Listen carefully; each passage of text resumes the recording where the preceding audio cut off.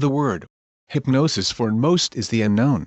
If anything, it conjures up images of Svengali controlling one with a pendant or the movie The Manchurian Candidate.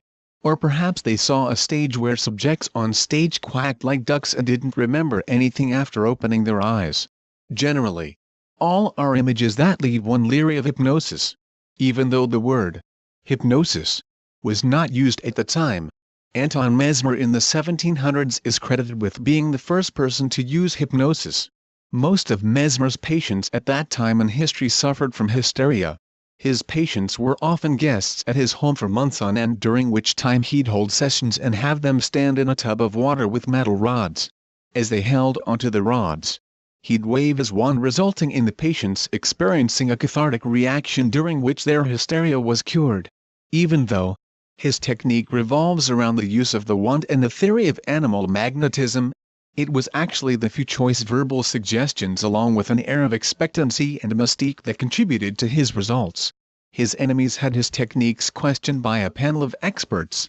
Ben Franklin was one of those on the panel. The panel judged him to be a quack, which shortly thereafter ruined his career. Over the years, his disciples and other physicians such as James Braid used various forms of suggestion, further defining the art of hypnosis. Freud for a while experimented with it and then abandoned it. Even though those who practiced various forms of hypnosis attempted to explain the techniques and verify the results, an air of mystique has always. For nearly 2 centuries we have professionals using various forms of hypnosis for a plethora of human ailments and unhealthy habits. And we still have a few people such as the amazing Randy, the magician, doing everything he can to prove that it doesn't exist. Why aren't tubs and iron rods used today? Remember, many of Mesmer's patients suffered from hysteria. It just so happens that today the frequency of hysteria occurring in the general population is nil. What is hysteria? Hysteria is a rather simple stress reaction. It's a reaction to a particular type of stressor. Shock. For instance, the sufferer sees something traumatic and develops blindness. Or hears something traumatic and becomes deaf. Or in response to the shock they become mute. Or lose motor control of certain muscle groups and become catatonic. Except for post-Vietnam War years, when many Vietnamese developed hysteria reactions in response to the atrocities they witnessed in the war, hysteria is rarely encountered.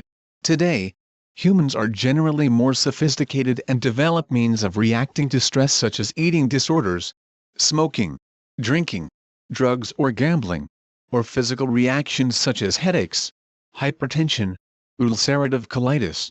Some develop mental reactions such as depression, bipolar. But even so, today more effective means of delivering suggestion for dealing with hysteria are known, which are far superior to the use of tubs and iron rods. In general, as the human race becomes more sophisticated in their thinking, their stress reactions become more sophisticated. Simply put, hypnosis is really the art of suggestion. For instance, the TV world has produced many shows featuring educators who have motivated ghetto students to achieve.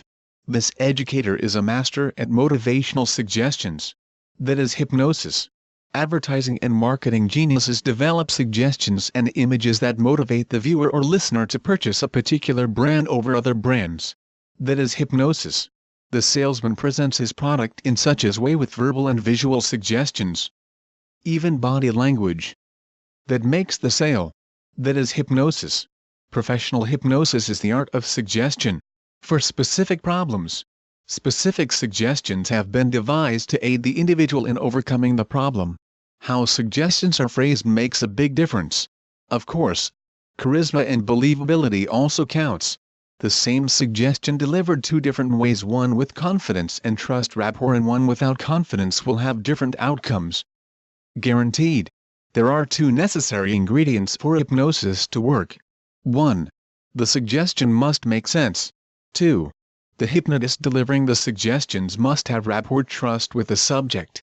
Thus a suggestion could be as basic as every time you say the phrase, blue skies, you will forget about on the surface that suggestion doesn't seem to make sense. Yet through the use of auxiliary suggestion, call it laying the foundation of suggestion, it's explained that blue skies is symbolic for being free of impediments in reaching one's goal.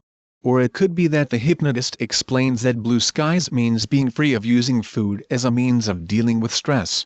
Thus hypnosis is the art of suggestion, which requires the hypnotist having rapport and the suggestion making sense.